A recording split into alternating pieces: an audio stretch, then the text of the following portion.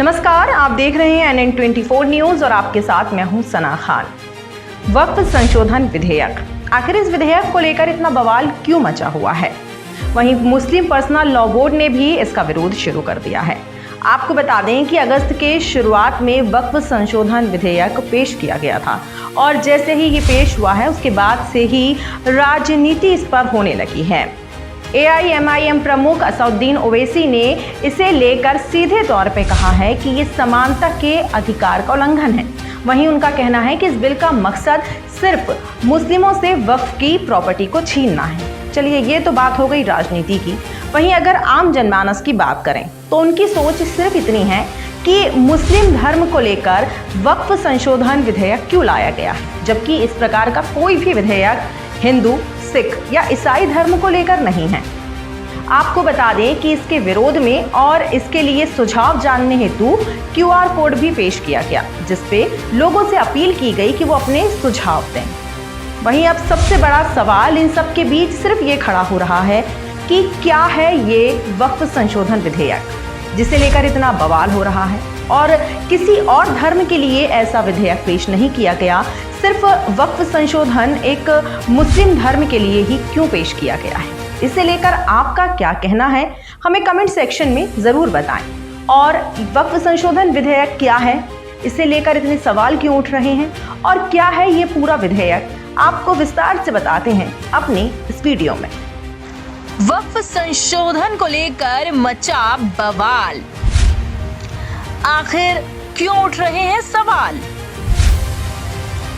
क्या ये वाकई है मौलिक अधिकारों का हनन या अब होगा गहन मंथन? आखिर नए कानून को लेकर मुस्लिम समाज को ऐतराज क्यों? वक्फ संशोधन विधेयक को लेकर क्यों मचा है इतना बवाल? सिख समेत दूसरे धर्म के कानूनों से ये कितना अलग है, आइए आपको बताते हैं। वक्फ संशोधन विधेयक 2024, जिसे सरकार ने अगस्त के शुरुआत में पेश किया था, उसे लेकर लगातार राजनीति हो रही है। हाल ही में AIMIM प्रमुख और हैदराबाद के सांसद असदुद्दीन ओवैसी ने फिर से इसे लेकर सवाल उठाए हैं और आरोप लगाया है कि ये समानता के अधिकार का उल्लंघन है।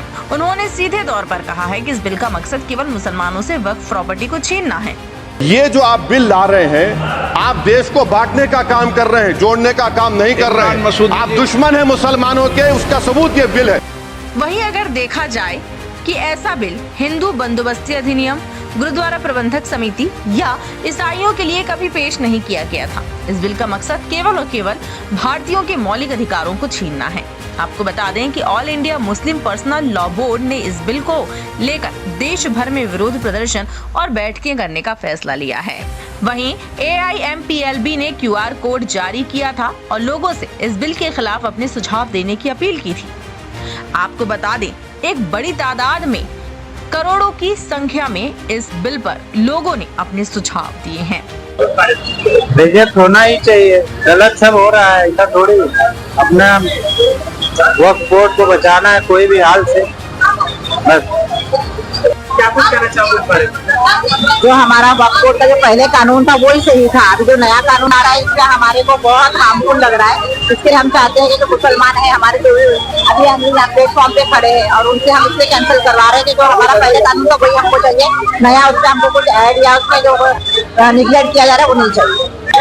ये आए दिन कुछ ना कुछ काला कानून मुसलमानों के खिलाफ सिर्फ लाया जा रहा है, मुसलमानों को सताने और परेशान करने के लिए। तो ये जो काला कानून लाने का गवर्नमेंट का मकसद है, ये जो हमारे बुजुर्गों ने अपनी जायदाद वक्फ की है अल्लाह की राह में, मस्जिद के लिए, दरगाह के लिए, कब्रिस्तान के लिए, मदरसे के लिए, तो ये इसके खिलाफ इंडिया गवर्नमेंट एक नया काला कानून लाना चाहती है। इनका काला कानून लाने का मकसद ये है, गवर्नमेंट नया काला कानून पास करके अपने रूल्स ऑफ रेगुलेशन हमें इशू करेगी, तो हमें कंडीशन बताएगी, हमें उस गाइडलाइंस को फॉलो करके उसको उस पे चलना है और उसको एक्सेप्ट करना है। इसके अलावा नए बिल में सरकार ने कलेक्टर को इतनी शक्ति क्यों दी है? उन्होंने जोर देकर कहा, प्राकृतिक न्याय के सिद्धांत कहते हैं कि एक कलेक्टर स्वघोषित जज नहीं हो सकता। आपको बताते हैं कि वक्फ संशोधन विधेयक में क्या बदलाव है। दरअसल वक्फ संशोधन विधेयक 2024 में वक्फ अधिनियम 1995 का नाम बदलकर यूनिफाइड वक्फ प्रबंधक सशक्तिकरण दक्षता और विकास अधिनियम 1995 करने का प्रस्ताव है। इसके अलावा विधेयक वक्फ बोर्डों को अपनी संपत्तियों का असल वैल्यूएशन करने के लिए जिला कलेक्टरों के दफ्तर में रजिस्ट्रेशन कराना होगा। देश में 30 वक्फ बोर्ड हैं और भारत में वक्फ बोर्ड के कंट्रोल में 9 करोड़ 4 लाख एकड़ में फैली हुई 8 लाख से ज्यादा की प्रॉपर्टी है। साथ ही केवल वे व्यक्ति जो कम से कम 5 सालों से इस्लाम का पालन कर रहा हो वक्फ संपत्ति की घोषणा कर सकते हैं। वक्फ संपत्ति घोषित करने वाले व्यक्ति को उस संपत्ति का मालिक होना जरूरी है।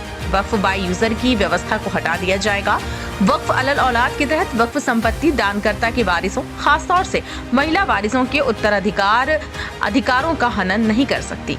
सूत्रों के अनुसार सभी वक्फ संपत्तियों से मिलने वाला रेवेन्यू 200 करोड़ रुपए प्रतिवर्ष होने का अनुमान है, जो ऐसे निकायों की संपत्तियों की संख्या के अनुरूप नहीं है। इसके अलावा विधेयक में कोई संपत्ति वक्फ संपत्ति है या नहीं, ये तय करने की बोर्ड की शक्तियों से जुड़ी धारा 40 को हटाने, मुतावल्लियों की ओर से वक्फ के अकाउंट को उनकी एक्टिविटी पर बेहतर नियंत्रण के लिए एक केंद्रीय पोर्टल के जरिए बोर्ड को दाखिल करने, 2 सदस्यों के साथ ट्रिब्यूनल संरचना में सुधार करें और 90 दिनों के तय पीरियड के भीतर ट्रिब्यूनल के आदेशों के खिलाफ हाईकोर्ट में अपील करने का प्रावधान है। प्रस्तावित विधेयक के अनुसार अलग अलग राज्य बोर्डों की ओर से दावा की गई विवादित भूमि का नए सिरे से वेरिफिकेशन भी किया जाएगा। विधेयक में बोहरा और आगाखानियों के लिए एक अलग औकाफ बोर्ड के बनाने का भी प्रावधान किया गया है। इसके अलावा वक्फ बोर्ड की संरचना में बदलाव से इन निकायों में महिलाओं की भागीदारी सुनिश्चित होगी। लेकिन सबसे बड़ा सवाल ये उठता है, जिसे लेकर देश भर में इसका विरोध हो रहा है, कि ये लिमिटेशन हिंदू धार्मिक और धर्मार्थ बंदोबस्ती अधिनियम 1997 पर लागू नहीं होती है, फिर इसे वक्फ पर क्यों लागू किया जा रहा है? इसे लागू करने का मकसद क्या है? ऐसे तमाम सवाल हैं जो उठ रहे हैं। इसके बारे में आपकी क्या राय है, हमें कमेंट सेक्शन में जरूर बताएं और खबरों की अपडेट्स के लिए हमारे चैनल को सब्सक्राइब करें।